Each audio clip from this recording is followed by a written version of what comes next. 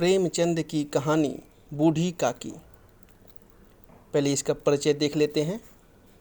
प्रेमचंद द्वारा रचित बूढ़ी काकी कहानी सन 1921 नवंबर में मर्यादा पत्र में प्रकाशित हुई। यह सामाजिक और मनोवैज्ञानिक पृष्ठभूमि पर आधारित कहानी है। इसमें समाज की ज्वलंत वृद्ध समस्या का यथार्थ चित्रण है। कहानीकार ने बूढ़ी काकी के माध्यम से कथानक का सृजन करते हुए मानव की स्वार्थी एवं कृतज्ञतापूर्ण मानसिकता का चित्रण किया है। बूढ़ी काकी वृद्धावस्था में अपनी सारी जायदाद भतीजे बुद्धिराम के नाम कर देती हैं, जो जमीन जायदाद हड़पने के बाद भी कर्तव्य विमुख होकर बूढ़ी काकी को भूखा तो रखता ही है, अपमानित भी करता है।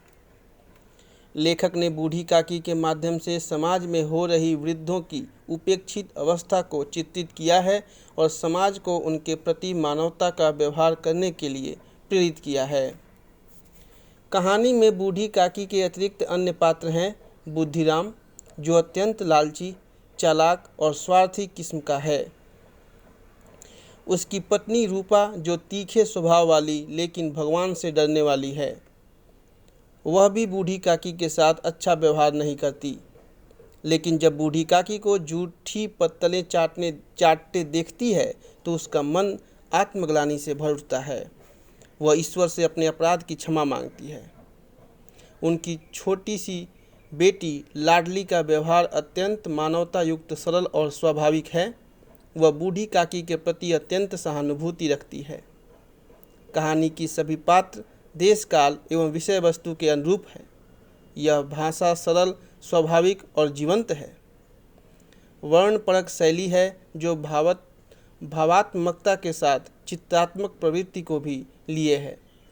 पढ़ते समय ऐसा लगता है कि जैसे सब कुछ सामने घटित हो रहा है।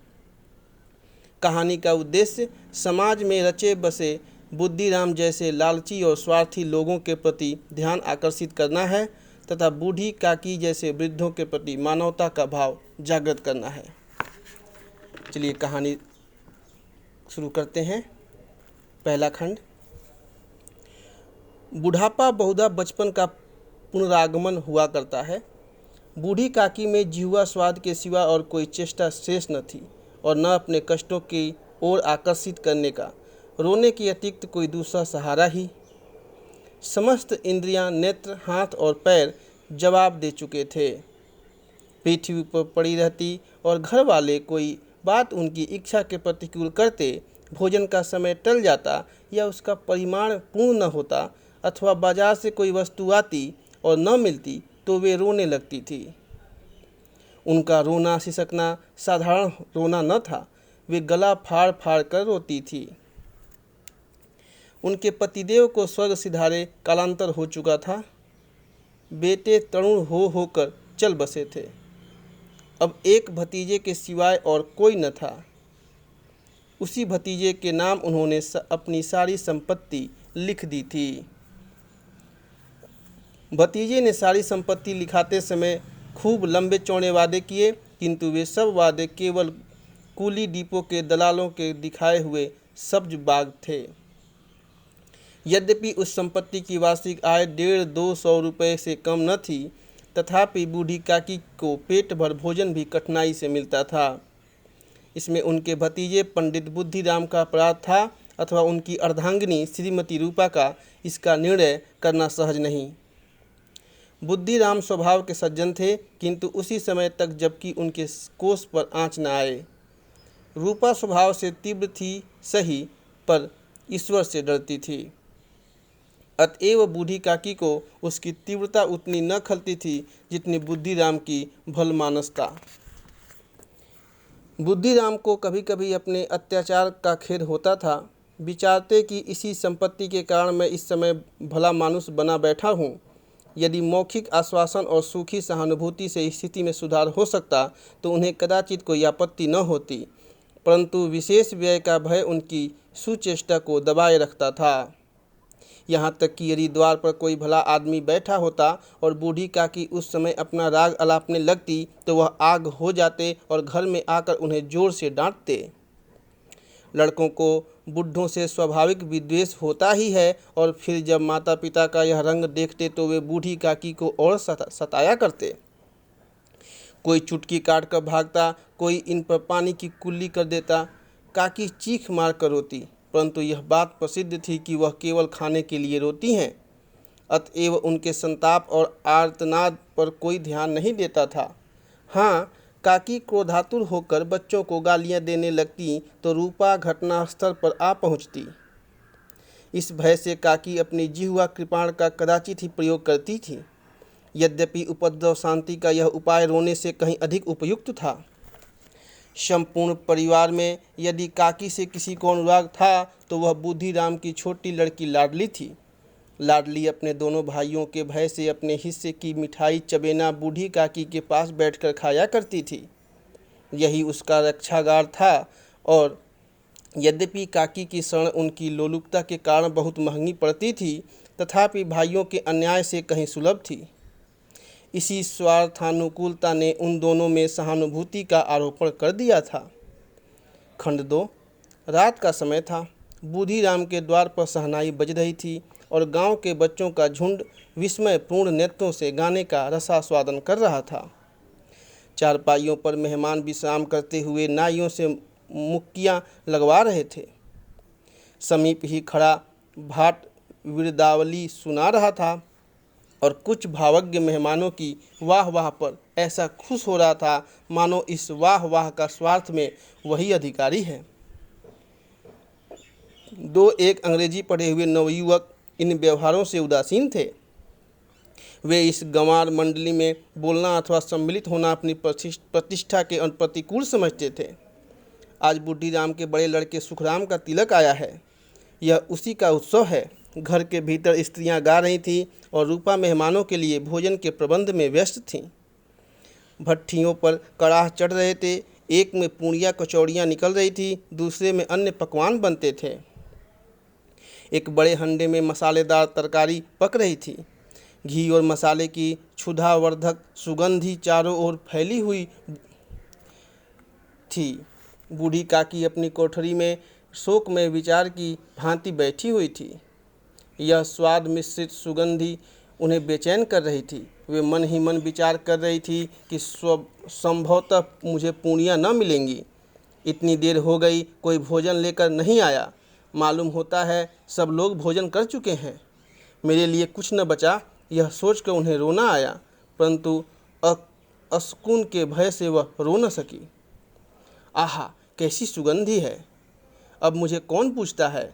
जब रोटियों के ही लाले पड़े तब ऐसे भाग्य कहाँ की भरपेट पूड़ियाँ मिले। यह विचार कर उन्हें रोना आया। कलेजे में हुक सी उठने लगी, परंतु रूपा के भय से उन्होंने फिर मौन धारण कर लिया।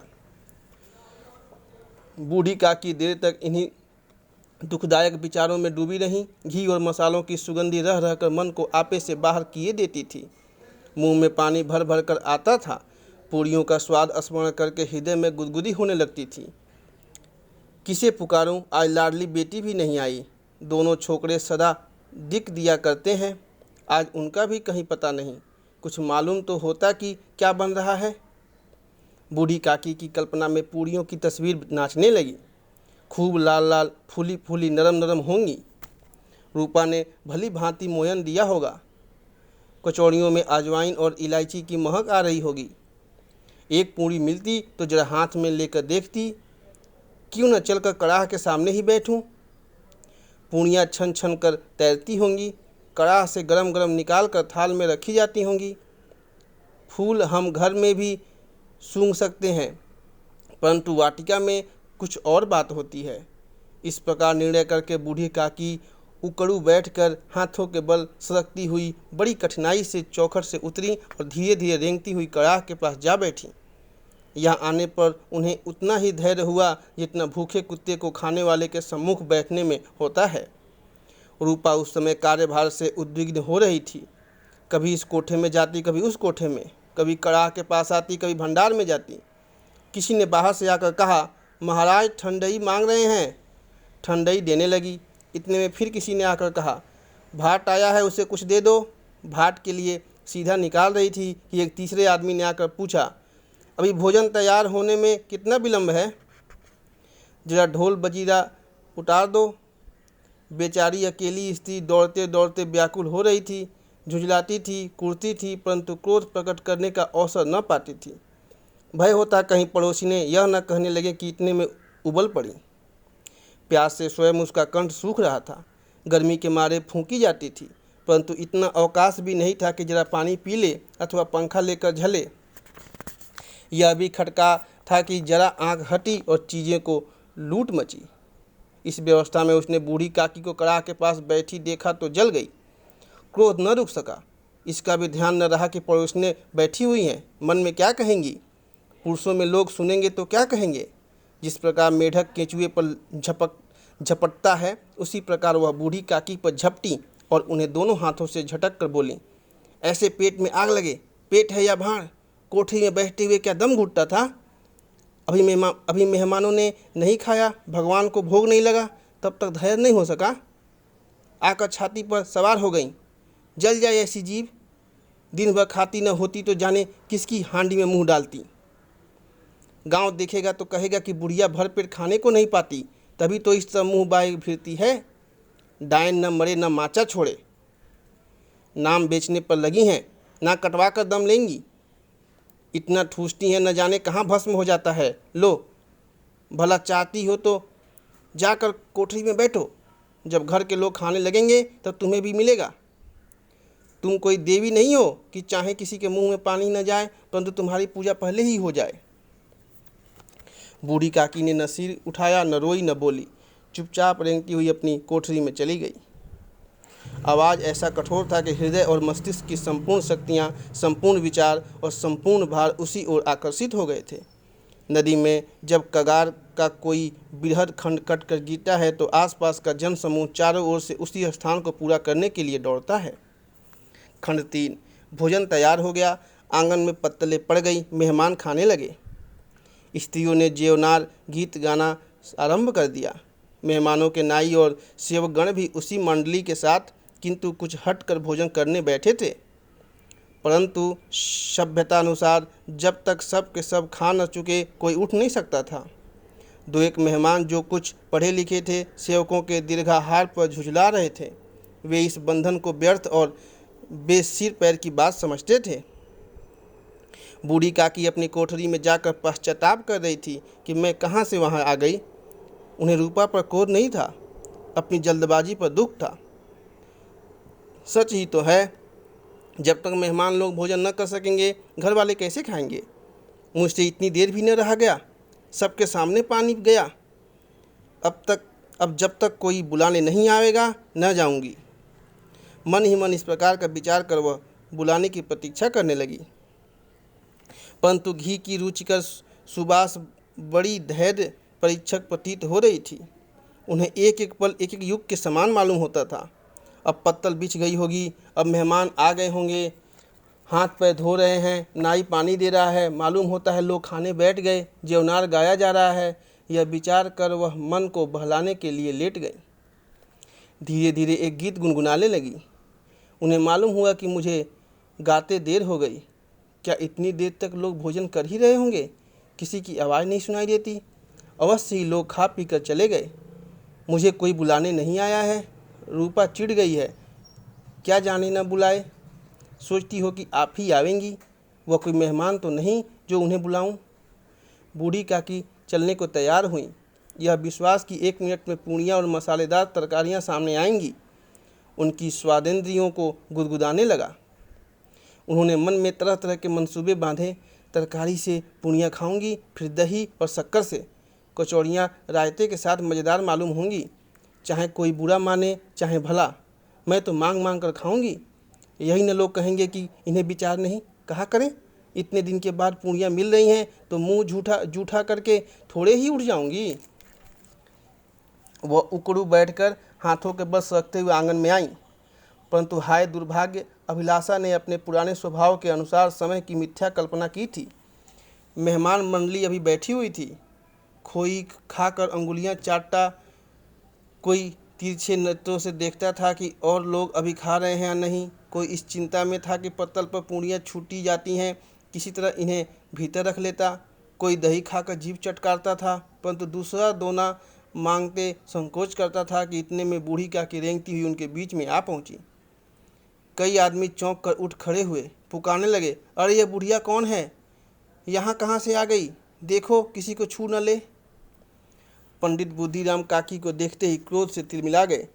पूड़ियों का थाल लिए खड़े थे, थाल को जमीन पर पटक दिया और जिस प्रकार निर्दय महाजन अपने किसी बेईमान और भगोड़े कर्जदार को देखते ही झपट कर उसका टेटुआ पकड़ लेता है, उसी तरह लपक कर उन्होंने काकी के दोनों हाथ पकड़े और घसीटते हुए लाकर उन्हें अंधेरी कोठरी में धम से पटक दिया।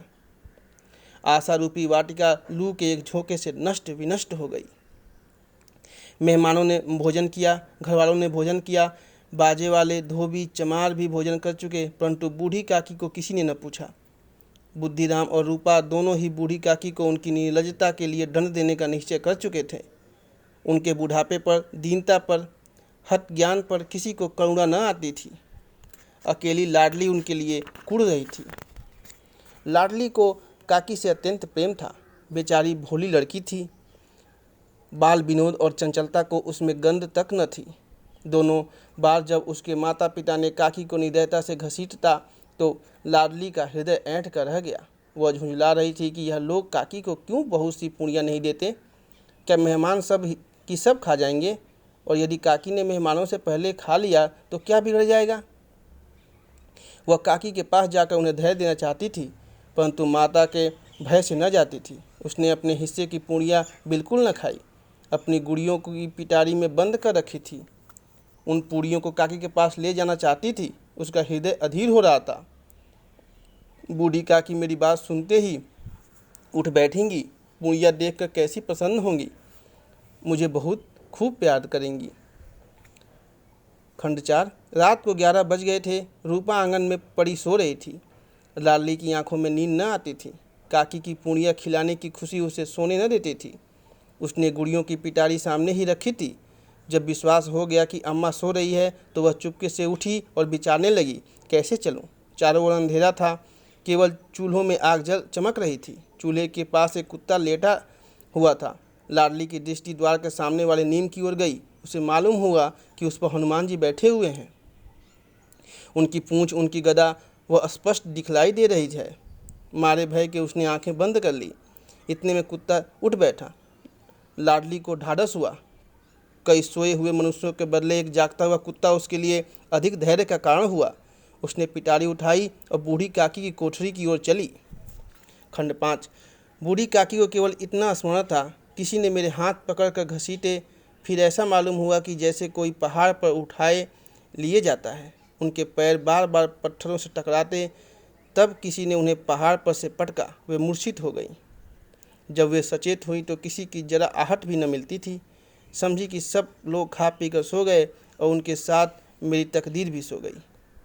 रात कैसे कटेगी राम, क्या खाऊं? पेट में अग्नि धधक रही है। हाँ, किसी ने मेरी सुधि न ली। क्या मेरा ही पेट काटने से धन जुड़ जाएगा? इन लोगों को इतने भी दया नहीं आती कि न जाने बुढ़िया कब मर जाए, उसका जी क्यों दुखाएं? मैं पेट की रोटियां ही खाती हूँ कि और कुछ? इस पर यह हाल। मैं अंधी अपाहिज ठहरी, न कुछ सुनूं न बूझूं। यदि आंगन में चली गई तो क्या बूढ़ीराम से इतना कहते न बनता था कि काकी अभी लोग खाना खा रहे हैं, फिर आना। मुझे घसीटा, पटका। उन्हीं पूड़ियों के लिए रूपा ने सबके सामने गालियां दी। उन्हीं पूड़ियों के लिए इतनी दुर्गति करने पर भी उनका पत्थर का कलेजा न पसीजा। सबको खिलाया, मेरी बात तक न पूछी। जब तब ही न दी तब अब क्या देंगे? यह विचार कर काकी निराशा में संतोष के साथ लेट गई। गलानी से गला भर भर आता था, परंतु मेहमानों के भय से रोती न थी। सहसा उनके कानों में आवाज़ आई, काकी उठो, मैं पूड़ियाँ लाई हूँ। काकी ने लाडली की बोली पहचानी, झटपट उठ बैठी। दोनों हाथों से लाडली को टटोला और उसे गोद में बैठा लिया। लाडली ने पूड़ियाँ निकाल कर दी। काकी ने पूछा, क्या तुम्हारी अम्मा ने दी है? लाडली ने कहा, नहीं, यह मेरे हिस्से की है। काकी पूड़ियों पर टूट पड़ी। 5 मिनट में पिटारी खाली हो गई। लाडली ने पूछा, काकी पेट भर गया? जैसे थोड़ी सी वर्षा ठंडक के स्थान पर और भी गर्मी पैदा कर देती है, उस भांति इन थोड़ी सी पूड़ियों ने काकी की क्षुधा और इच्छा को और उत्तेजित कर दिया था। बोली, नहीं बेटी, जाकर अम्मा से और मांग लाओ। लाडली ने कहा, अम्मा सोती है, जगाऊंगी तो मारेंगी। काकी ने पिटारी को फिर टटोला। उसमें कुछ खुरचन गिरे थे, उन्हें निकाल कर वे खा गई। बार बार होंठ चाटती थी, चटकारें भरती थी। हृदय महसूस रहा था कि और पुड़िया कैसे पाऊं। संतोष से जब टूट जाता है तब इच्छा का बहाव अपरिमित हो जाता है। मतवालों को मद का स्मरण करना उन्हें मदांध बनाता है। काकी का अधीर मन इच्छाओं के प्रबल प्रवाह में बह गया। उचित और अनुचित का विचार जाता रहा। वे कुछ देर तक उस इच्छा को रोकती रहीं। सहसा लाडली से बोली, मेरा हाथ पकड़कर वहाँ ले चलो जहाँ मेहमानों ने बैठकर भोजन किया है। लाडली उनका अभिप्राय समझ न सकी। उसने काकी का हाथ पकड़ा और ले जाकर जूठे पत्तलों के पास बैठा दिया। दीन क्षुधातुर हत ज्ञान बुढ़िया पत्तलों से पूड़ियों के टुकड़े चुन चुन कर भक्षण करने लगी। ओह, दही कितना स्वादिष्ट था, कचौड़ियाँ कितनी सलोनी, खस्ता कितने सुकोमल।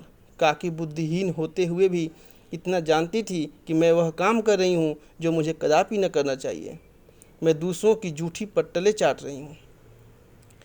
परंतु बुढ़ापा तृष्णा रोग का अंतिम समय है, जब संपूर्ण इच्छाएं एक ही केंद्र पर आग लगती हैं। बूढ़ी काकी में यह केंद्र उनकी स्वादेंद्रिय थी। ठीक उसी समय रूपा की आंखें खुली। उसे मालूम हुआ कि लाडली मेरे पास नहीं है। वह चौकी चारपाई के इधर उधर ताकने लगी कि कहीं नीचे तो नहीं गिर पड़ी। उसे वहां न पाकर वह उठ बैठी तो क्या देखती हैं कि लाडली जूठे पत्तलों के पास चुपचाप खड़ी है और बूढ़ी काकी पत्तलों पर से पूड़ियों के टुकड़े उठा उठा कर खा रही हैं। रूपा का हृदय सन्न हो गया। किसी गाय की गर्दन पर छुरी चलते देखकर जो अवस्था उसकी होती वही उस समय हुई। एक ब्रह्मांडी दूसरों की जूठी पट्टले टटोले, इससे अधिक शोकमय दृश्य असंभव था। पूड़ियों के कुछ ग्रासों के लिए उसकी चचेरी सास ऐसा निष्कृष्ट कर्म कर रही हैं। यह वह दृश्य था जिसे देखकर देखने वालों के हृदय कांप उठते हैं। ऐसा प्रतीत होता मानो जमीन रुक गई, आसमान चक्कर खा रहा है, संसार पर कोई नई विपत्ति आने वाली है। रूपा को क्रोध न आया। शोक के सम्मुख क्रोध कहाँ। करुणा और भय से उसकी आंखें भर आई। इस अधर्म के पाप का भागी कौन है? उसने सच्चे हृदय से गगन मंडल की ओर हाथ उठाकर कहा, परमात्मा, मेरे बच्चों पर दया करो, इस अधर्म का दंड मुझे दो, नहीं तो मेरा सत्यानाश हो जाएगा। रूपा को अपनी स्वार्थपरता और न्याय इस प्रकार प्रत्यक्ष रूप में कभी न देख पड़े थे। वह सोचने लगी, हाय कितनी निर्दय हूँ। जिसकी संपत्ति से मुझे 200 रुपया वार्षिक आय हो रहा है, उसकी यह दुर्गति, और मेरे कारण। हे दयामय भगवान, मुझसे बड़ी भारी चूक हुई है, मुझे क्षमा करो। आज मेरे बेटे का तिलक था, सैकड़ों मनुष्यों ने भोजन पाया, मैं उनके इशारों की दासी बनी रही, अपने नाम के लिए सैकड़ों रुपए व्यय कर दिए, परंतु जिसकी बदौलत हजारों रुपए खाए उसे इस उत्सव में भी भरपेट भोजन न दे सकी। केवल इसी कारण तो वृद्धा असहाय है। रूपा ने दिया जलाया, अपने भंडार का द्वार खोला और एक थाली में संपूर्ण सामग्रियां सजाकर बूढ़ी काकी की ओर चली। आधी रात जा चुकी थी। आकाश पर तारों के थाल सजे हुए थे और उन पर बैठे हुए देवगण स्वर्गीय पदार्थ खा रहे थे, परंतु उसमें किसी को वह परमानंद प्राप्त न हो सकता था जो बूढ़ी काकी को अपने सम्मुख थाल देखकर प्राप्त हुआ। रूपा ने कंठारुद्ध स्वर में कहा, काकी उठो, भोजन कर लो, मुझसे आज बड़ी भूल हुई, उसका बुरा न मानना।